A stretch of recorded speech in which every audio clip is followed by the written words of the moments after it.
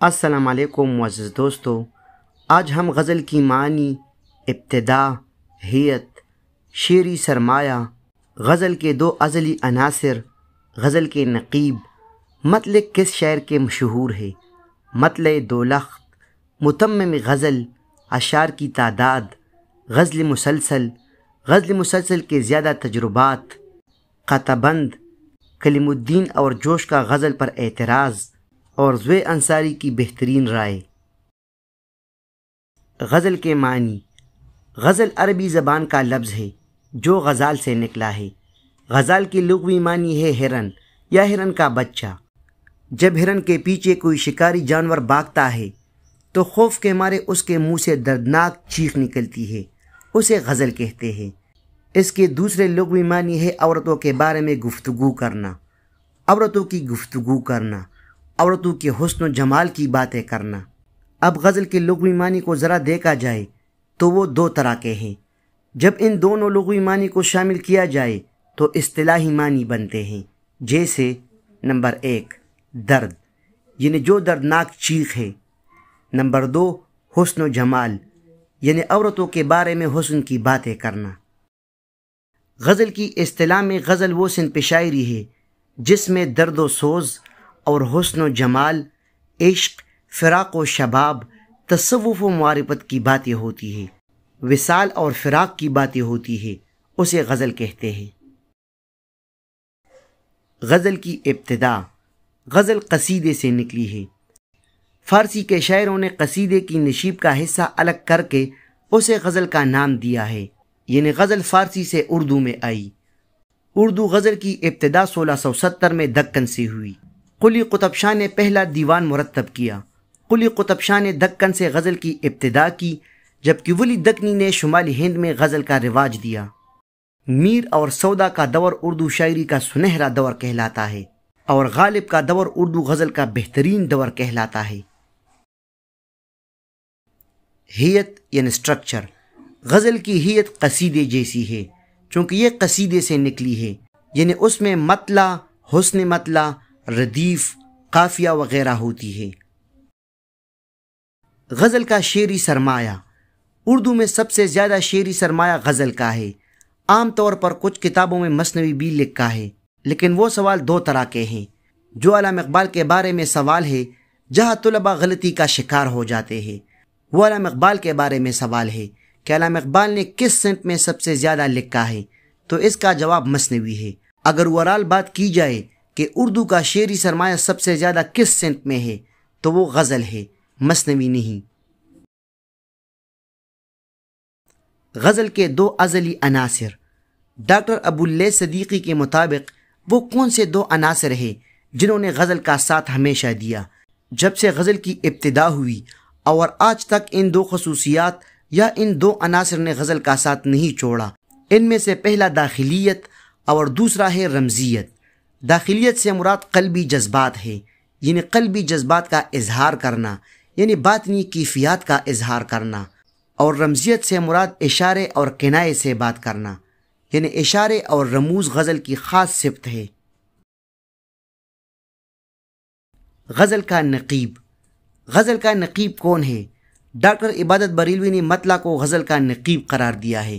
جس طرح نقیب بادشاہ کے آنے کا اعلان کرتا ہے، اس طرح غزل میں مطلع غزل کے آنے کا اعلان کرتا ہے۔ مطلع کس شاعر کے مشہور ہے؟ اردو میں خواجہ حیدر علی آتش اور شیخ ابراہیم ذوق کے مطلع زیادہ مشہور ہے۔ اگر ان دونوں کا موازنہ کیا جائے تو خواجہ حیدر علی آتش کا نام پہلے آتا ہے۔ مطلع دولخت، ایسا شعر جس کا مصرع اولیٰ الگ مفہوم رکھتا ہو اور مصرع ثانی الگ مفہوم رکھتا ہو، یعنی دونوں ایک دوسرے کے محتاج نہ ہو، دونوں ایک دوسرے سے ملتے جلتے نہ ہو، تو اسے مطلع دولخت کہتے ہیں۔ متمم غزل، غزل کو تمام کرنے والا، غزل کا اختتام۔ مقطع کو متمم غزل کہتے ہیں، اور مقطع وہ آخری شعر جس میں شاعر تخلص بھی استعمال کرے۔ غزل کے اشعار کی تعداد۔ غزل کے اشعار کی تعداد کم از کم 5 ہے اور مناسب 11 ہے۔ یعنی 11 سے زیادہ نہیں ہونی چاہیے۔ بہرحال متعین نہیں ہے، کم از کم 5 متعین ہے اور طاق مناسب ہے، یعنی اشعار طاق ہونے چاہیے، لیکن یہ بھی شرط نہیں ہے کہ ورنہ غزل ہی نہیں ہوگی۔ بہتر یہ ہے کہ طاق ہو۔ اردو کے ایک شاعر ایسے ہیں جنہوں نے تمام غزلوں میں صرف 5 اشعار رکھے، وہ انعام اللہ خاں یقین ہے، مرزا بدر جان جانا کے شاگرد تھے، ان کی ہر غزل 5 اشعار کی تھی۔ غزل مسلسل، بعض اوقات ایک شاعر ایک ہی موضوع پر پوری غزل کہہ دیتا ہے، وہ پورا مضمون ایک موضوع پر ہوتا ہے، سارے اشعار ایک ہی موضوع پر ہوتے ہیں، یہ وہ واحد غزل ہے جس کا عنوان بھی رکھا جاتا ہے۔ ویسے تو نظم کا عنوان ہوتا ہے، لیکن غزل مسلسل کا عنوان بھی رکھا جا سکتا ہے۔ غزل مسلسل کے زیادہ تجربات، غزل مسلسل کے زیادہ تجربات اردو میں الطاف حسین حالی اور جوش ملی آبادی نے کیے اور فارسی میں شیخ سعدی نے کیے ہیں۔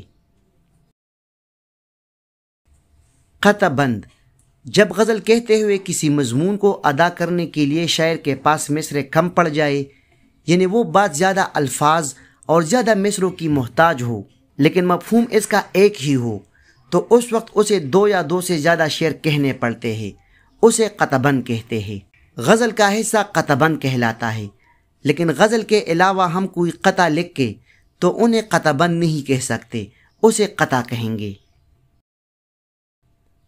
کلیم الدین احمد کہتے ہیں کہ غزل میں ربط اور اتفاق کی کمی ہوتی ہے، اس لیے یہ نیم وحشی سن پہ سخن ہے، جبکہ جوش کہتے ہیں کہ غزل کو دیکھ کر یوں لگتا ہے کہ ہم کسی ایسے گھر میں چلے گئے ہیں جہاں ابھی ابھی لڑائی ہوئی ہے اور سارے منہ پہ لائے منہ موڑے بیٹھے ہوئے ہیں۔ اب ان دونوں نے یہی اعتراض کیا ہے کہ اس کا ہر شعر الگ مفہوم رکھتا ہے۔ اب ان کے بارے میں زوے انصاری نے بہترین رائے دی ہے۔